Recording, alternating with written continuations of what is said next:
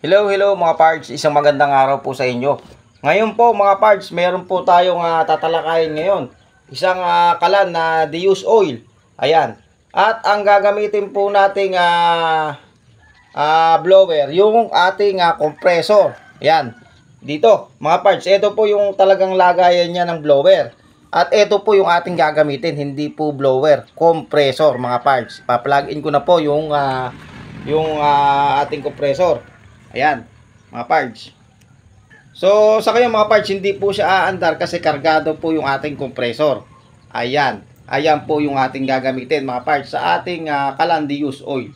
So, mga parts, yung aking langis, kukunti na lang po kasi. At gagamit po tayo ng goma. At itong hose, gagamit po tayo mga parts. At panuorin nyo po yung ating video mga parts para po makakuha po kayo ng idea kung sakali man pong gagamit po kayo ng kalan deuse oil. Ayan mga parts. At talagang kakaiba po yung ating gagamitin ngayon. At kakaiba po yung ating gagawin ngayon. Okay mga parts, mabilisan lang po yung ating upload. Kung bago lamang po kayo sa aking YouTube channel or napadaan lang, mag-subscribe na po kayo para lagi po kayong updated sa mga bago ko pong mga upload na iba't ibang mga video. Ayan po mga parts. Ngayon tinatalian ko po yung hose na pagsusulutan po natin ng ating hose ng compressor. Ayan. So, tingnan nyo po mga parts kung talagang gaano kalakas po yung ating kalan deuse oil pagka ang gamit po natin compressor. So, ayan mga parts, nahigpitan ko na po. So, ito po yung ating hose ng ating compressor mga parts. Ayan. Kapansin-pansin nyo po mga parts, meron po siyang nakalagay sa dulo. Ito po tubo na maliit. Pwede din po kayong kumuha sa sa condenser ng refrigerator. Ayan, saka po puputulin nyo. So ngayon mga parts, isasaksak ko po dito sa itinali po nating hose. Ayan.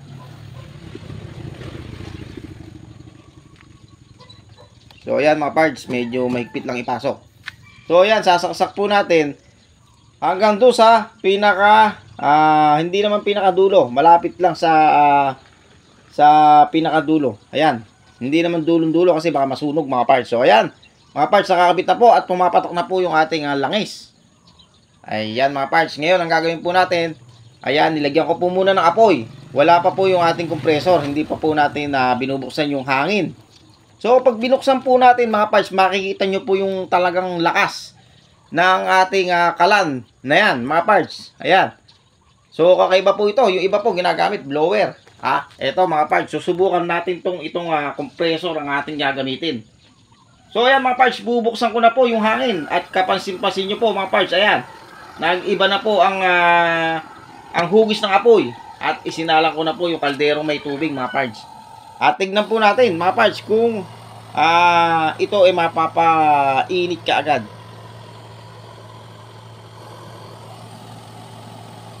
So, titimplahin lamang po natin yung hangin ng ating compressor. Yung paglabas ng hangin.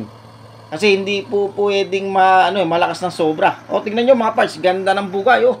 Pagka talaga compressor yung ating gamit, talagang madaling i-maintain yung paglakas ng hangin. So, ayan. So, tingnan nyo po mga parts. So, ayan, umiinit na po. Sandaling-sandali lang mga parts. Talagang mainit na po yung tubig. Ayan, Pansin-pansin nyo po mga parts, Ayan. Kakaiba po ito. Patak-patak lang po. Ayan, Hala na po kasi kung langis Ayan, patak-patak lang. So, ayan, So, magandang gamitin mga parts yung compressor, mga parts. Talagang matitimpla mo yung gusto mong lakas Tingnan niyo mga parts. Yun gusto niyo lakas Ganda ng bugay Talagang pang pang heavy duty mga parts. Itong ating ginagamit na na kalan deuse oil. Sa halip na deblower, ang ating ginamit yung ating compressor. So ayan habang tinitimpla po natin yung hangin ng compressor, lalong gumaganda po yung buga. yung buga ng apoy dito sa ating Calandius oil, mga parts. Yung iba po kasi mga parts, pagka po yung blower ang ikinabit, lalo na yung maliit na blower, mahina po yung buga ng hangin. At hindi po talaga mapapaganda yung buga ng ng apoy. Kasi nasa hangin po, nasa blower po yung ikalalakas ng inyong Calandius oil na yan. Kung compressor po yung gagamitin nyo, ay talagang matitimpla nyo po yung talagang lakas po niya, mga parts. So, yan mga parts, kitang-kita nyo po mga parts, oh. Napapainit po natin yung tubig. Ayan, oh. So, maghintay-hintay lamang po tayo ng mga ilang minuto pa. Ayan, mga parts. So, yan mga parts, nilagyan ko po ng kalang dito sa ilalim. Sa kadahilanan po ng ating langis, kukunti na lang po. So, yan mga parts, kitang-kita nyo po mga parts. At patuloy pa rin po ang pagliyab ng ating apoy sa ating Calandius oil, mga parts.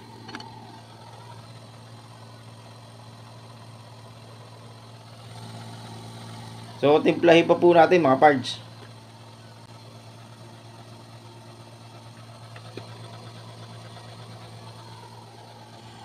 Ayan po mga parts, kapansin-pansin nyo po mga parts. Talagang mabilis pong uminit po yung ating tubig. Ayan, oh. Ayan, oh. Malapit na po siyang kumulo mga parts. Kung mahina po yung ating ginamit na hangin, matagal po itong kukulo. Dahil po compressor po yung ating ginamit, kaya po napabilis po natin itong napainit yung ating isinalang na kalderong may tubig.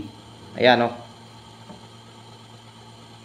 Mapapabilis po talaga yung ating pagluluto pag po malakas po yung buga ng hangin sa ilalim.